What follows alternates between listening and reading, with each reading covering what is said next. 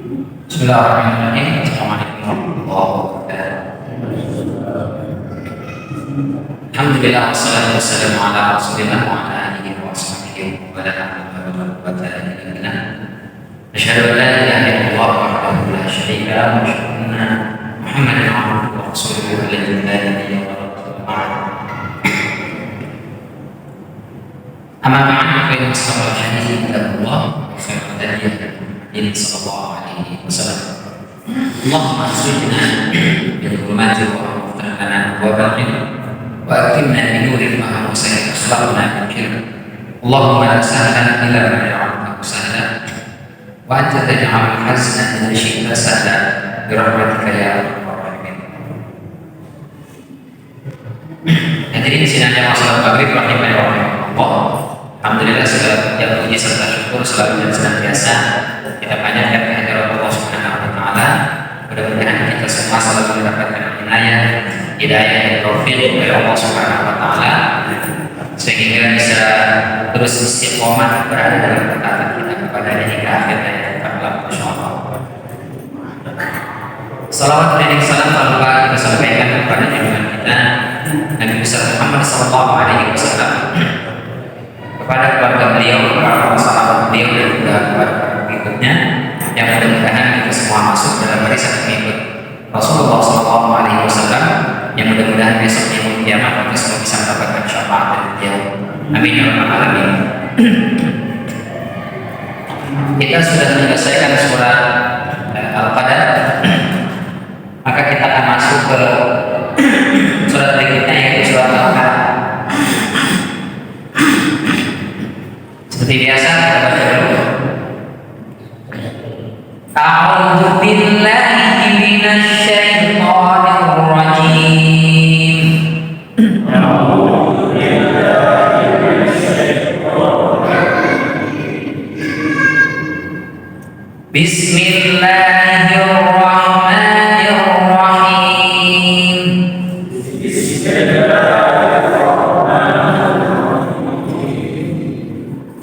Iqra bismi rabbikal ladzi khalaq. Iqra bismi rabbikal ladzi khalaq. Khalaqal insana min 'alaq. Khalaqal insana min 'alaq. Iqra wa rabbukal akram. Iqra الذي علم بالقلم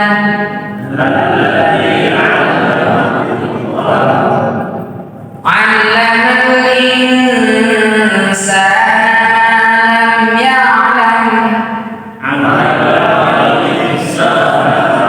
لم يعلم كلا إن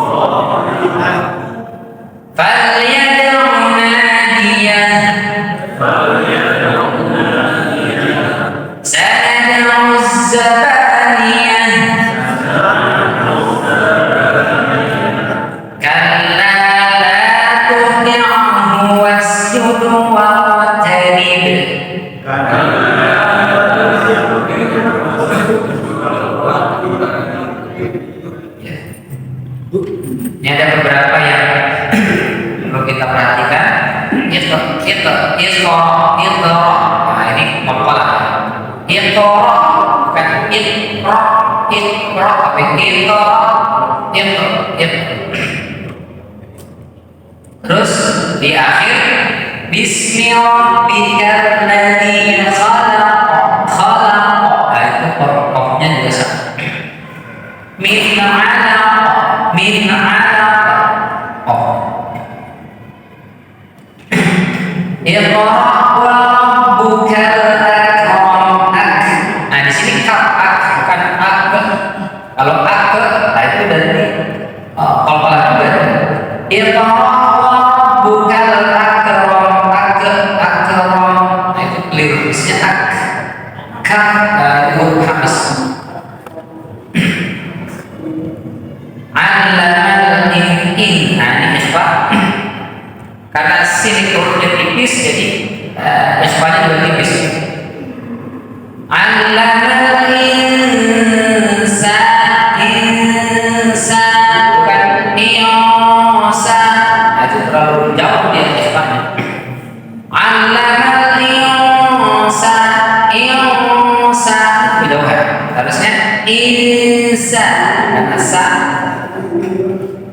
Kalla innal insa bukan innal insa. Insa itu keliru ikhfa. Ikhfa itu bukan bunyinya, tapi dia samar ke huruf setelahnya. Kalau huruf setelahnya hurufnya tipis, maka ikhfanya tipis. Tapi kalau hurufnya itu tebal, ko misalnya, betul. Miqo, miqo. Tapi kalau ka di ujung, mikum, mikum bukan mikum. Terlalu kejauhan melompat. Layaqo, layaqo. Nah itu tanya juga sama qalqalah. Tapi di ayat 7 ini bukan qalqalah. Ar-Rahman mustaghna, taghna. Bukan Ar-Rahman mustaghna, taghna. Dia malah qalqalah yang lain. Nah itu keliru. Harusnya Ar-Rahman mustaghna, taghna. Bukan taghna. Kalau taghna jadinya qalqalah. Sementara huruf gha itu bukan huruf qalqalah. Qalqalah cuma baju di toko, ba, jim, dal, ko, baju di toko. Kalau baju di distro bukan. Ar-ruj misalnya di sini qalqalah. Terus akhir seperti ini itu tidak rem. Ar-ra'aital ladzi yanha, yanha bukan ar-ra'aital ladzi yanha, yanha. Ah itu berarti ada hamzah di akhirnya. Abdan idza shalla, shalla. Nah itu ada rem dia. Berarti ada hamzah di akhirnya. Sementara di sini kan ada. Jadi harusnya abdan idza shalla, shalla bukan shalla. Kecuali misalnya minal ma. Nah, benar ma karena ada hamzah di akhirnya. Mayyasha. Nah, itu benar. Dia keren. Kalau ini los aja enggak usah keren. Nanti nyeruduk Ustaz.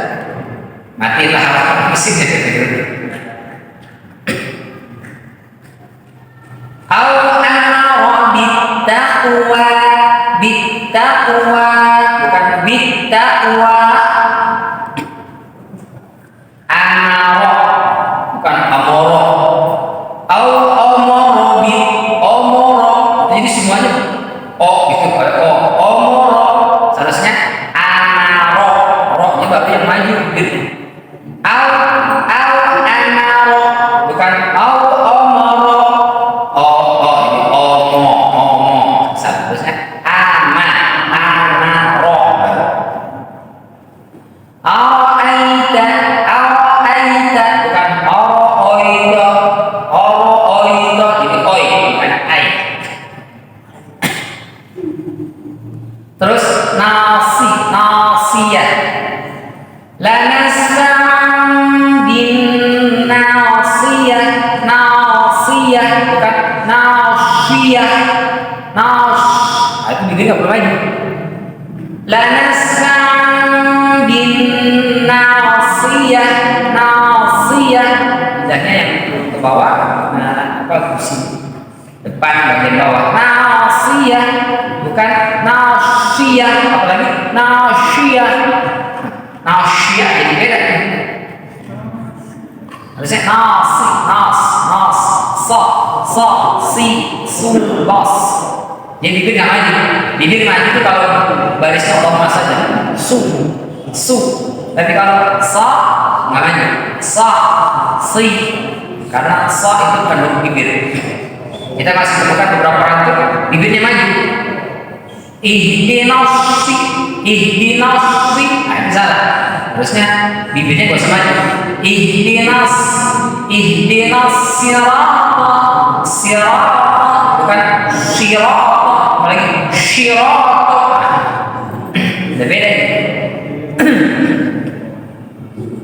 Nasiyatin kadibatin khabi'ah. Terus falyad'u nadiyah, bukan falyad'u nadiyah. Saya pernah dengar imam baca ini panjang bahasa riwayat. Tapi kalau yang di sini-sini riwayatnya hafal semua. Tapi kenapa di sini panjang? Falyad'u nadiyah, falyad'u nadiyah. Nah itu keliru. Riwayat Imam Hafiz itu falyad'u enggak panjang.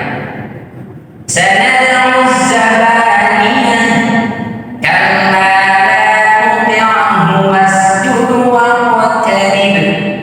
Ini wasjud waqtarib. Semuanya apa?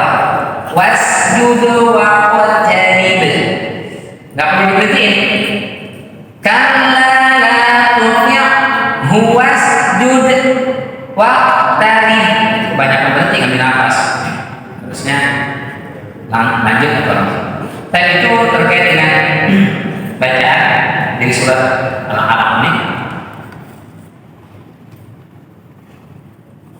Ini adalah merupakan surat yang pertama kali diturunkan oleh Allah Subhanahu wa taala, tapi tidak semuanya, itu hanya 5 saja. Di dalam Sahih Bukhari dijelaskan riwayat dari Ummul Mukminin Aisyah radhiyallahu anha. Ini menjelaskan tentang kisah turunnya wahyu pertama. Kata Ibnu Aisyah radhiyallahu anha, "Awwalu ma budi'a bihi Rasulullah sallallahu alaihi wasallam min al-wahyi ar-ru'ya as-sadiqah fi an-naum." Jadi wahyu itu punya prolog. Enggak ujug-ujug datang langsung malaikat Jibril. Sebelum malaikat Jibril datang itu sudah ada muqaddimah, prolognya. Apa bentuknya? Bentuknya adalah mimpi yang benar. Jadi sebelum Rasul ketemu dengan malaikat Jibril, itu Rasul selalu bermimpi. Dalam mimpi itu beliau melihat fakana la yara ru'ya, bahwasanya Rasul tidak melihat mimpi itu illa ja'a mithla falaq as-subhi, kecuali datang seperti falak subuh. Kalau kita lihat waktu subuh lihat keluar itu ada falak. Falak itu kita bahas kemarin di surat Al-Falaq, itu artinya sesuatu yang membelah. Jadi fajar itu, fajar shadiq, membelah kegelapan malam. Jadi ada secercah cahaya putih yang membentuk bukan vertikal tapi secara horizontal. Nah, itu disebut dengan falak subuh. Itulah yang dilihat oleh Rasulullah SAW dalam mimpi. Dan itu terjadi berhari-hari. Rasulullah datang mimpi itu kok putih, bersih, dari yang sebelumnya gelap pekat, tiba-tiba ada cahaya warna putih. Nah, inilah prolog sebelum Allah Subhanahu wa taala mengirimkan malaikat Jibril memberikan wahyu. Fakana yati Hira fayatahannasu fihi wa huwa at-ta'abbud al-layali dawatil adad. Setelah Rasulullah SAW beberapa kali mimpi melihat ada secercah cahaya putih seperti falak subuh itu, maka riwayat-riwayat hubbiba ilaihi at-tahannus, Rasul kemudian suka menyendiri. Setelah mimpi itu, Rasul mulai melihat kebiasaan masyarakat Quraisy itu yang sebelumnya Rasul nggak suka, tapi biasa itu. Ada orang mabuk, berzina, sombong, memperlihatkan kemewahan, berbangga dengan banyaknya harta, dengan banyaknya budak, belum yang ribut, belum yang ghibah, belum yang riswah, sawah menyambung suap, belum yang nipu, riba. Itu semua terjadi di tengah-tengah masyarakat Quraisy. Sebelumnya Rasulullah nggak pernah melakukan itu, tapi masih biasa aja gitu. Orang itu udah dia melakukan buat itu saya nggak suka. Karena Nabi kita Muhammad SAW Allah jaga dari sejak kecil. Rasul sudah terhindar dari perbuatan-perbuatan yang tidak baik. Maka disebutnya maksum. Maksum itu diantara maknanya terjaga, terpelihara dari perbuatan-perbuatan tidak benar. Yang kedua makna maksum, Rasul kalau melakukan kekeliruan itu nggak pakai entar, nggak pakai besok, langsung ditegur oleh Allah Subhanahu Wa Taala. Ketika misalnya Rasul pernah nyuekin Abdullah bin Umi Maktum, langsung turun surat Abasa. Rasul pernah kesel sama istri-istrinya yang pada ribut gara-gara madu, maka Rasul langsung bilang, mulai sekarang aku haramkan madu untukmu. Langsung turun surat Tahrim, nggak pakai entar, nggak pakai besok. Jadi salah langsung ditegur oleh Allah. Itulah namanya maksum. Dimaksud itu bukan berarti nggak pernah melakukan kekeliruan, pernah Rasulullah kekeliruan dalam rangka tasyrik. Seperti Rasul pernah lupa ketika sholat, lupa rakaat. Ini bukan berarti Rasul lupa. Ini ada beberapa orang yang menuduh karena ada hadis Rasul pernah sholat zuhur 2 rakaat selesai salat. Sahabat nanya ke Rasul, sekarang sholat zuhur balik lagi jadi 2 rakaat lagi? Enggak lah, tetap zuhur 4 rakaat. Tadi kenapa kita sholat cuma 2 rakaat? Cuma 2 rakaat. Ya kenapa nggak dikasih tahu? Kita bingung gimana cara kasih tahunya. Akhirnya kemudian Rasulullah lanjutkan menjadi 4 rakaat. Baru setelah itu Rasul kasih tahu. Kalau imam salah, imam keliru, kalian laki-laki bilang subhanallah. Oleh perempuan tepuk. Laki-laki subhanallah. Siapa yang bilang subhanallah? Yang di belakang imam 3 orang sini. Kalau 3 orang sini dia harus samping-sampingnya. Jangan yang ini dia nyodrak di belakang. Wah Allah. Ini salah. Di belakang ini. Makanya yang di belakang ini adalah orang-orang yang bukan orang-orang yang secara kapabilitas siap bisa menggantikan imam kalau dia keliru, bisa mendengarkan. Kalau misalnya imam tiba-tiba batal, ada ngampos, siapa yang ganti? Yang 3 ini. Makanya kalau kira-kira itu merasa hafalannya cuma 3 full, boleh sholat di saf pertama, tapi jangan di belakang imam, agak dikit-dikit lah. Ini yang hafalannya kebanyakan. Ini kalau imam keliru dia siap gantiin. Jadi Rasul pernah lupa. Tapi lupa itu bukan sifat bawaan Rasul sebagai seorang yang lupa. Yang dibilang. Ini banyak yang menuduh Rasul lupa karena sholat pernah terlupa, sehingga boleh jadi ada ayat Al-Quran yang Rasul lupa ngasih tahu. Gak ada, Rasul itu bukan lupa. Makanya Rasul memiliki sifatnya siddiq, itu jujur, watonah, cerdas. Gak mungkin Nabi gak cerdas, harus cerdas. Kalau gak cerdas rabe. Malaikat Jibril ngasih wahyu, ulang tadi saya belum paham. Ulang sekali lagi. Itu berarti menunjukkan ketidakcerdasan. Apalagi gampang lupa, itu juga gampang lupa bagian dari kecerdasan yang bermasalah. Kamu nggak hafal, kemarin udah hafal Ustaz, tapi udah lupa. Itu namanya nggak cerdas. Orang cerdas itu dia ingat. Apalagi kuat. Jadi nggak mungkin. Lalu kenapa Rasulullah itu dibikin lupa oleh Allah Subhanahu Wa Taala buat ngajarin kita kalau imam lupa apa yang mesti dilakukan, gimana caranya? Karena kalau Rasulullah pernah lupa, kita kan lupa. Begitu kita lupa, misalnya sholat, kita nggak tahu gimana caranya nih. Kalau Rasul nggak pernah, maka Rasul pernah juga lupa oleh Allah Subhanahu Wa Taala buat ngajarin kita kalau kita lupa, beginilah caranya. Rasul pernah ngajarin, Rasul pernah lupa. Dan itu hanya terjadi sekali aja. Nggak ada sering Rasul lupa sholat kayaknya udah 5 kali, 6 kali gitu. Nggak ada. Itu cuma sekali dan itu ngajarin kita sebagai umat. Baik.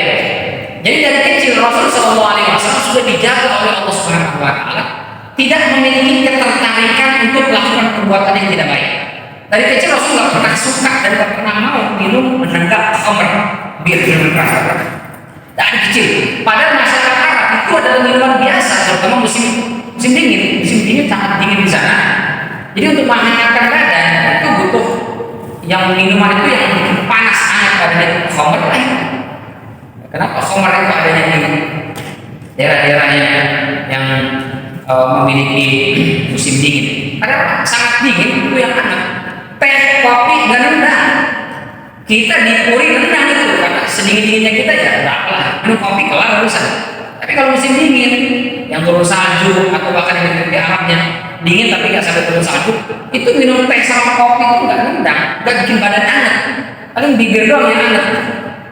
Mereka kalau panas-panas minum, gampang bibir. Tapi ke badan nggak panas kan?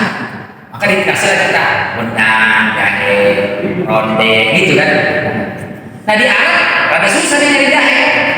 Tanam jahe di mana? Tanam pasir. Akhirnya dia pakai khamr itu minuman keras. Maka istilah orang tadi kamprah, semua orang itu minum itu. Tapi Rasulullah SAW dari kecil itu nggak suka minum khamr. Judi itu biasa di sana, Rasul nggak pernah ikutan minum. Apalagi bahkan nonton tari perut biasa, dulu udah ada tari perut.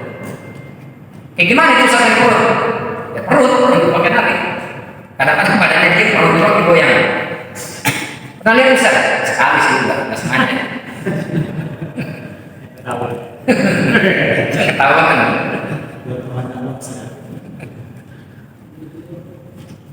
Rasul nggak pernah mau. Ada riwayat Syekh Muhammad Amin Asy-Syafi'i meriwayatkan Rasul waktu kecil itu pernah bilang, pernah izin sama pamannya Abu Thalib. Saya pengen, kalau bahasa kita ya, saya pengen nonton dangdut ntar malam, dangdut dari perut lah. Saya pengen nonton, boleh nggak? Kata Abu Thalib, ya mau silakan. Gitu. Habis maghrib, belum ada sholat maghrib, waktu maghrib, itu Rasulullah SAW masih anak-anak langsung ketiduran, bangun pagi. Kalau kita kan mau nonton atau ada acara terus ketiduran, kesel, tiduran sih, tapi begitu terbangun Rasulullah langsung bersyukur, alhamdulillah, langsung jadi benci, tidak suka sama itu. Jadi dari kecil Rasul sudah maksum dijaga oleh Allah Subhanahu wa Ta'ala. Makanya kita sampaikan nggak benar ya. Dulu ada salah seorang ustaz yang bilang Rasulullah masa dengan kita, ya beberan, ya umbelan, ya ingusan kemana-mana, itu kita. Rasul nggak ada, dari kecil nggak ada. Bahkan katanya kalau di Arab ada mangga itu pasti nyolong mangga juga. Ini fitnah yang luar biasa. Rasulullah dari kecil nggak ada keinginan untuk mencuri, nggak ada. Mengambil yang bukan hak itu nggak ada. Bahkan meskipun dhaif ya riwayatnya, ketika disusui oleh Halimah Sa'diyah itu, Rasul SAW hanya mau itu meminum ASI dari payudara ibunda Halimah Sa'diyah di sebelah kanan saja. Begitu dipindahkan ke sebelah kiri, dia nggak mau minum. Itu kata para ulama, kenapa begitu? Karena Rasul hanya mau mengambil haknya yang sebelah kanan, yang sebelah kiri ini haknya anak-anaknya Halimah Sa'diyah. Maka beliau tidak mau. Cuma di sebelah kanan doang, supaya ibunda Halimah Sa'diyah bisa menyusui anak-anaknya lewat payudara sebelah kiri. Dari bayi Allah sudah jaga Rasulullah SAW. Maka apalagi kalau mangga, mana ada mangga? Kalau Ustaz mungkin lah ya. Ustaz waktu kecil pernah nyolong mungkin ada. Jangan orang mungkin ada.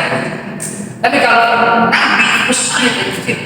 Jadi Rasulullah SAW hidup di tengah-tengah masyarakat yang rusak secara moral, tatanan kehidupan masyarakatnya mabuk, berzina, apalagi nipu, apalagi riswah, atau penyogok, riba, itu biasa terjadi di tengah masyarakat dari Rasul kecil. Tapi begitu Rasul mendapatkan ru'yah as-sadiqah, mimpi yang benar itu, Rasul menjadi merasa jijik, merasa antipati, merasa nggak suka. Maka kemudian Rasul SAW hubbiba ilaihi at-tahannus. Bahkan ayat Hira fayatahannasu fi. Maka Rasul selalu mendatangi Jabal Nur, masuk ke Gua Hira untuk apa? Fayatahannasu fi. Tahannus itu kalau bahasa kita ya, bertapa, bersemedi, tahannus. Tapi sini dijelaskan oleh Ibnu Aisyah, wa huwa at-ta'abbud. Di situ Rasul SAW beribadah. Nah ini khilaf para ulama, ibadahnya apa? Ini belum diangkat jadi nabi, beliau belum diangkat jadi rasul. Terus kata Ibnu Aisyah, ibadah di situ. Apa ibadahnya? Sebagian mengatakan sholat. Sholat seperti apa? Sholat seperti diajarkan oleh Nabi Ibrahim alaihissalam. Jadi di Mekah itu orang masih kenal sholat. Itu sholatnya 2 kali. Waktu fajar, subuh, sama waktu petang. Wuduan, wa asyiyah. Sholat. Bagaimana tata cara sholatnya? Allah alam. Tapi sholat 2 kali, waktu pagi dan waktu petang. Itu karenanya Rasul itu biasa sholat di sini. Perintah sholat kan kapan turunnya? Itu tahun ada yang mengatakan setahun sebelum hijrah, ada yang mengatakan 2 tahun sebelum hijrah, ada yang mengatakan di tahun Rasul hijrah itu terjadi peristiwa Isra Mi'raj. Berarti baru dapat perintah sholat ketika sebelum hijrah itu. Berarti kan selama 12 tahun Rasul di Mekah itu dengan para sahabat belum ada perintah sholat. Mereka sholat dan sholat. Bagaimana tata cara sholat itu? Tadi 2 rakaat mereka sholatnya di waktu pagi atau ya waktu pagi, wuduan, wa asyiyah dan waktu petang. Dari mana ajaran sholat ini? Itu ajaran Nabi Ibrahim alaihissalam. Rasul maka sholat di Multazam. Multazam itu antara sudut Hajar Aswad dengan pintu Ka'bah. Di situ Multazam. Apa arti Multazam? Tempat iltazamahur Rasul. Rasul selalu biasa sholat di situ. Namanya Multazam. Jadi Rasul kalau ke Ka'bah itu sholat di sini terus. Kenapa nggak di tempat yang lain? Karena waktu itu sholat itu menghadapnya ke Baitul Maqdis, ke Al-Aqsa. Di perintah sholat kita kiblatnya itu awal-awal itu menghadapnya ke Baitul Maqdis, ke Palestina, ke Al-Aqsa, bukan ke Ka'bah Musyarrafah. Sampai Rasul hijrah ke Madinah 18 bulan atau 1 tahun 6 bulan, baru turun awal Yusuf 2 memalingkan kiblat yang tadinya Palestina menjadi ke Ka'bah. Nah, posisinya itu misalnya di Ka'bah ya. Misalnya di Ka'bah, ini misalnya seperti inilah ya. Dulu kan Zikbus. Ini misalnya Hajar Aswad, rukun Yamani, ini Hajar Aswad, ini rukun Yamani, ini rukun Syami, ini rukun Iraqi. Rukun itu artinya sudut Hajar Aswad, karena di sudut ini ada batu Hajar Aswad. Rukun Iraqi, sudut Irak, karena kita tarik garis lurus nih sampai ke negeri Irak. Ini rukun Syami, Syam itu Syam itu Yordan, Palestina. Jadi kalau tarik garis lurus sampainya ke Palestina. Di sini Yamani, kalau tarik garis lurus sampainya ke Yaman. Kiblat dulu sholat itu adalah di Palestina. Nah, Rasul Shallallahu Alaihi Wasallam itu sholatnya di sini. Kenapa sholatnya di sini? Bukan di sini, bukan di sini, bukan di sini. Supaya ini Ka'bah itu di satu garis lurus dengan Masjidil Aqsa. Sehingga ketika Rasul sholat di Multazam, itu langsung 2 kiblat kena. Ka'bah kena, Masjidil Aqsa kena. Maka disebutnya Multazam. Di sini itu sholat. Itu dari dulu Rasul sampai hijrah ke Madinah Al-Munawwarah. Begitu hijrah kan posisi Mekah sebelah selatan, Madinah di sebelah utara, tengah-tengahnya, lalu Al-Aqsa di utaranya. Jadi Madinah itu tengah-tengah, ke utara itu Al-Aqsa, ke selatan itu Mekah. Berarti Rasul sholat tidak bisa menghadap kedua kiblat itu. Itulah yang membuat Rasul gelisah ketika hijrah di Madinah. Saya kalau sholat ke sana menghadap Al-Aqsa, tapi ngebelakangin Ka'bah. Sementara saya pengennya Ka'bah. Itulah kemudian turun awal Yusuf 2 supaya kiblat dipindahkan ke Ka'bah. Berarti menghadapnya baru setelah itu. Itu satu. Jadi ta'abbud di sini itu maknanya adalah sholat. Yang kedua mengatakan ta'abbud di situ artinya Rasul Shallallahu Alaihi Wasallam menghindari semua macam perbuatan dosa maksiat yang ada di sana, bukan hanya tidak melaksanakan, tapi menjauhi orang-orangnya.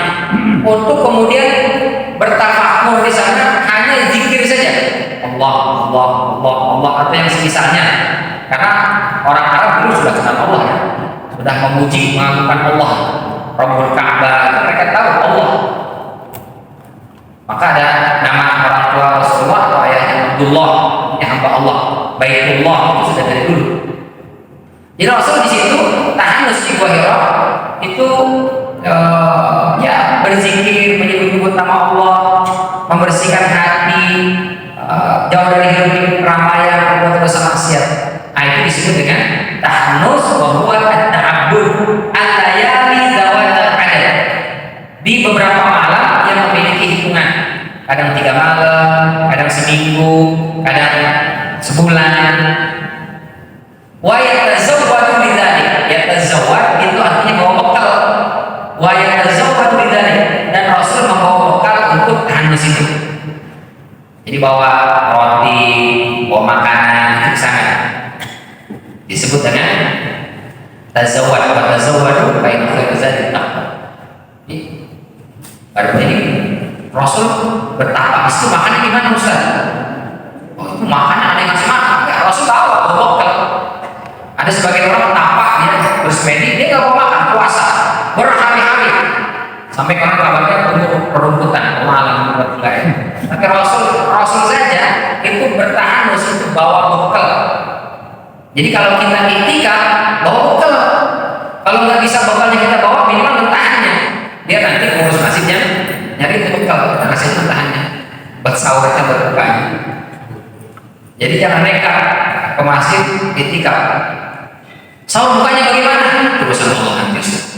Ya memang urusan Allah, tapi kita juga harus peduli. Rasul saja tak habis itu bawa bekal, wa yatazawwadu bidzalik. Kalau bukannya habis, summa yarji'u ila Khadijah. Kemudian beliau kembali kepada Ibunda Khadijah, fatuzawwiduhu limithliha. Maka Ibunda Khadijah nyiapin bekal lagi buat berapa hari nih? 3 hari. Nah, cukup sekian. Buat berapa hari nih? Seminggu, bawa sekian. Ini awal mula wahyu turunnya. Jadi Rasul suka hadis. Tapi ini tidak benar dijadikan dalil buat orang-orang yang bertapa. Kamu ngapain di Gunung Cermek? Saya bertapa Ustaz seminggu. Ngapain bertapa? Itu bukan syariat agama Islam. Rasul ada tapa dulu. Maksudnya nggak boleh tapa. Rasul bertapa itu bahasa kita ya, atau bersemedi lah. Sebelum turunnya wahyu Al-Quran. Begitu turun Al-Quran, kebiasaan ini sudah ditinggalkan oleh Rasul SAW. Setelah menjadi nabi dan rasul, nggak ada riwayatnya Rasul SAW bersemedi bertapa di gunung manapun, nggak ada. Diganti dengan apa? Diganti dengan i'tikaf. Maka kalau kita nyebut Rasul, tapaknya di mana? Di masjid, tapak i'tikaf, terutama di bulan Ramadan. Ini nggak harus ke gunung lagi. Oh, berarti dari hari sini kita harus pergi ke gunung, Ustaz. Kira gunung apa nih kita bisa tapak? Gunung Cermek, gunung Salak, atau gunung Sindur? Katanya ke gunung Sahara. Lanjut. Jadi syariat itu nggak ada, itu bukan syariat agama kita. Syariat agama kita apa? Kita jauh dari berikut dengan i'tikaf tadi. Dan i'tikaf sama, tazawwadu, bawa bekal. Udah tahu i'tikaf seminggu, ada bawa bekal. Akhirnya kasihan ya, ngurus masjid mesti mikirin mana nih makan orang-orang. Meskipun ada juga orang-orang sini, ya mungkin ada orang yang saya pengen bawa bekal Ustaz, tapi bekal saya cuma iman dan bukan melakukan ibadah Ustaz. Duit emang agak ada, makanya saya ke masjid itu kan agak punya duit Ustaz. Ya nggak apa-apa, mudah-mudahan ada nanti muslimin orang-orang yang diberikan kelebihan rezeki dia yang memberikan makan. Jadi ini pahalanya double kan, pahala dia dapat puasa dia, terus pahala orang yang pada i'tikaf di masjid. Meskipun dia nggak i'tikaf di masjid, tapi ngasih makan, sahur dan buka buat orang i'tikaf di masjid, pahalanya dapat dia pahala i'tikaf. 10 orang yang dikasih makan dapat 10 i'tikaf, dia nggak i'tikaf. Tapi bukan berarti ini jadi dalil kalau itu nggak usah i'tikaf Ustaz. Kita di rumah aja deh, kasih aja makan itu, buka apa sekali itu pahalanya. Nggak begitu ya rumusnya. Terus hatta faji'ahul haq wa huwa fil ghari Hira, sampai datanglah tiba-tiba kebenaran kepada Rasul ketika beliau berada di Gua Hira. Bapak-bapak yang pernah ke Gua Hira mungkin tahu Gua Hira itu kecil saja. Kalau di kita kan gua itu ya bisa jadi restoran ya, seperti masjid nih, gua itu. Kalau di sana gua itu ya, kayak lebih lubang lah sebenarnya.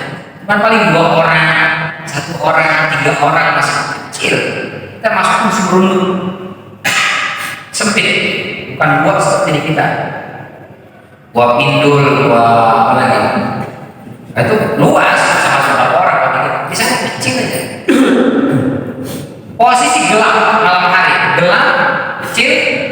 Faja'ahul malak, datanglah malaikat.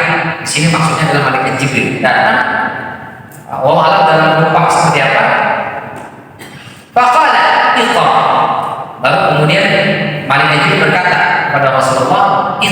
baca. Lalu kata Rasulullah, faqala iqra, baca. Faqala lahu Nabi sallallahu alaihi wasallam, maka Nabi kemudian berkata kepada malaikat itu, malaikat Jibril maknanya, faqultu ma ana biqari'in, saya nggak bisa baca. Jadi malaikat Jibril datang, Rasul sedang berada di Gua Hira, bayangkan gelap malam sendirian, tiba-tiba datang makhluk yang tidak dikenal. Gimana tuh Pak? Kita lagi sendirian, jangan makhluk cicak lompat aja, tikus aja, kaget kita. Manusia Rasulullah SAW begitu datang makhluk yang belum pernah dilihat dan tidak pernah kenal, ketakutan Rasulullah sampai bergetar keringetan. Lalu tiba-tiba iqra, bacalah. Suruh baca kan, udah lagi keringetan suruh baca. Maka kata Rasulullah, mana ana biqari'in, saya tidak bisa baca. Mayoritas ulama semua mengatakan sepakat, mana ana biqari'in itu artinya saya nggak bisa baca tulis. Memang Rasulullah SAW ummi, tidak bisa baca, tidak bisa nulis, buta huruf bahasa kita. Kenapa Rasul buta huruf? Pertama, karena Rasul anak yatim, terlahir sebagai anak yatim, diasuh oleh pamannya Abu Thalib. Itu di antara paman-paman Rasul, Abu Thalib adalah yang paling miskin secara ekonomi, sehingga nggak ada cukup uang untuk ngebiayai Rasulullah belajar membaca dan menulis. Orang banyak pada baca tulis, banyak pada bisa membaca dan menulis banyak. Karena belajar dan itu bisa dibiayai. Rasul yatim kan dibiayai. Paman yang mengasuh miskin secara ekonomi, jadi nggak bisa baca tulis. Satu. Yang kedua, memang itu skenario Allah Subhanahu Wa Taala untuk menyampaikan kepada kita Al-Quran ini bukan hasil karangan Rasulullah.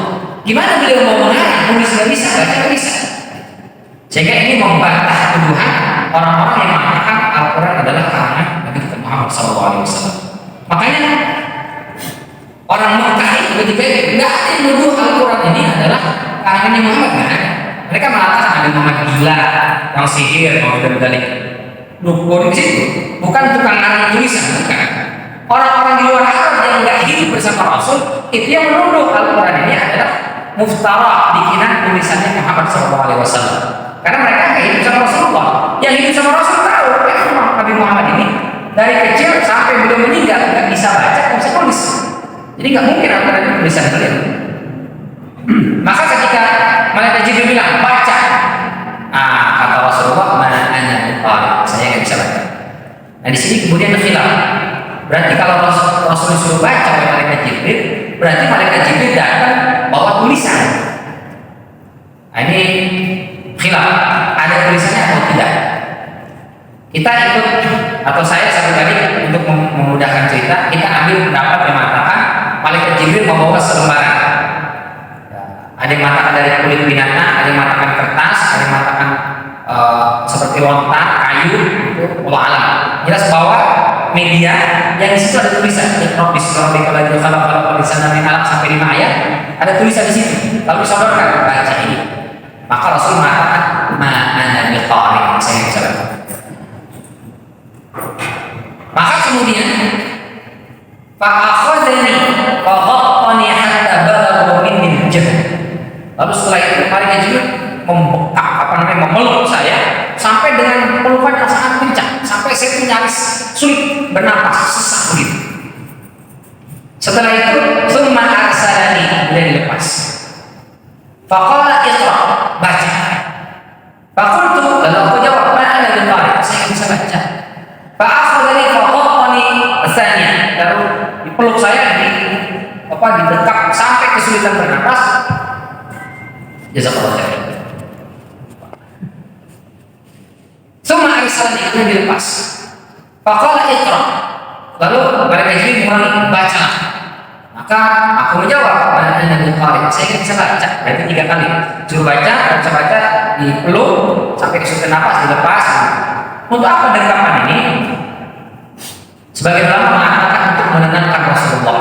Karena Rasulullah, saya sampaikan tadi, lihat makhluk baru pertama kali di tempat yang gelap, di gua yang biasa sendirian dari siapa-siapa, tiba-tiba ada sosok makhluk, itu membuat Rasul gemetar ketakutan. Maka dipeluklah oleh malaikat Jibril itu untuk menenangkan. Jadi kalau anak kita lagi ketakutan, panik apa itu, peluk. Pas itu peluk itu, pelukan itu menghangatkan, itu menenteramkan hati yang bisa yang kacau. Termasuk kalau istri lagi ngambek, peluk aja Pak. Itu insya Allah akan tenang lagi. Bagi yang punya ini objek, belum.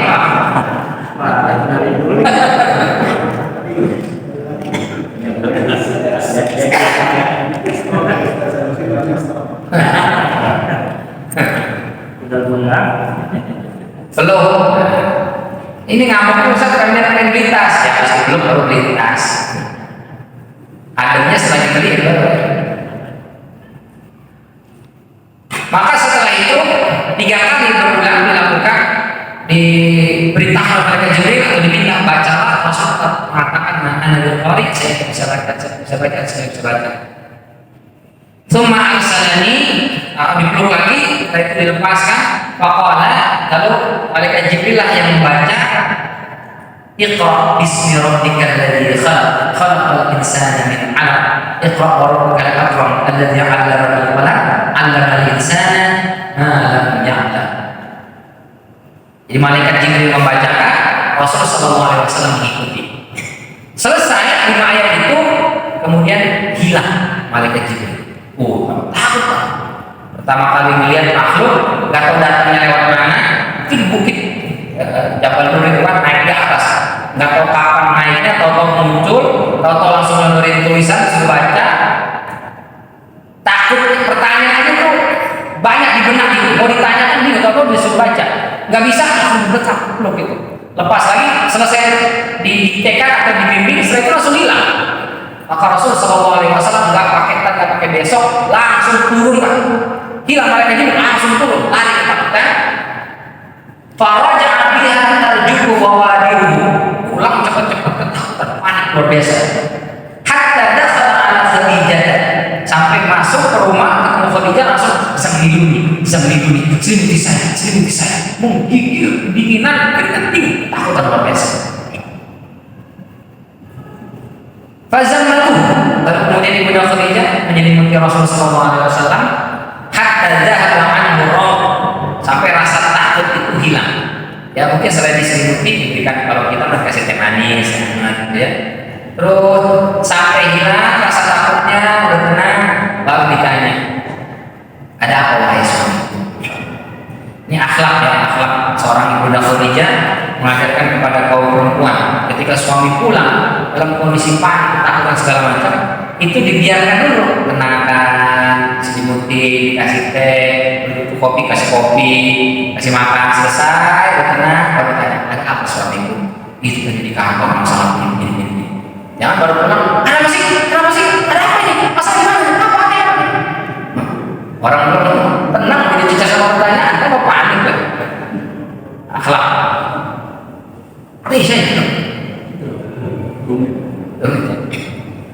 Maka akhirnya kemudian cerita Rasulullah SAW, ya Khadijah mali wa akhbar al khabar. Lalu Rasul menceritakan kejadian itu, mengatakan apakah aku sudah gila ataukah aku kenapa ini benar makhluk atau bukan. Rasul menceritakan kepada Ibunda Khadijah, tapi Rasul masih bingung ini nyata atau enggak. Terus ini menunjukkan saya ini kenapa nih, ada apa nih, tanya-tanya. Maka kemudian Ibunda Khadijah mengabarkan, faqalat lahu kalla abshir wa wallahi la yukhzika Allahu abada innaka la tasilur rahim wa tasduqul hadis wa tahmilul kalla wa tuqri'ud dayn wa tuqrid dayn wa tu'inu ala nawaibil haq. Kata Ibunda Khadijah, kalla, tidak mungkin kau dapat sesuatu musibah bencana apalagi dihukum oleh Allah Subhanahu wa taala. Karena abshir, bergembiralah, wallahi demi Allah, la yukhzika Allahu abada, Allah tidak mungkin menghinakan engkau ya Rasulullah atau wahai suamiku, karena engkau termasuk orang yang menyambung silaturahim, bicaramu selalu benar, kamu selalu menanggung derita orang, kamu memuliakan tamu, menolong orang-orang yang sedang sengketa, sedang ada masalah dalam hukum, engkau yang selalu membela, maka tidak mungkin Allah menghinakan. Insyaallah. Inilah jawaban Ibunda Khadijah kepada Rasulullah SAW untuk menenangkan beliau. Ini yang membuat kecintaan Rasulullah kepada Ibunda Khadijah mengalahkan kecintaan beliau kepada istri-istri yang lain. Baik, karena sudah masuk Isya, berarti ceritanya kita pending. Insya Allah mudah-mudahan ketemu lagi di Senin depan. Mudah-mudahan bermanfaat. kasih atas segala perhatian. Mohon maaf bila ada kekeliruan dan kekurangan. Kita tutup dengan hamdalah dan kafaratul majlis. Alhamdulillahirabbil alamin. Subhanallah wa bihamdika asyhadu an la ilaha illa anta astaghfiruka wa atubu ilaik. Wassalamualaikum warahmatullahi wabarakatuh. Assalamualaikum.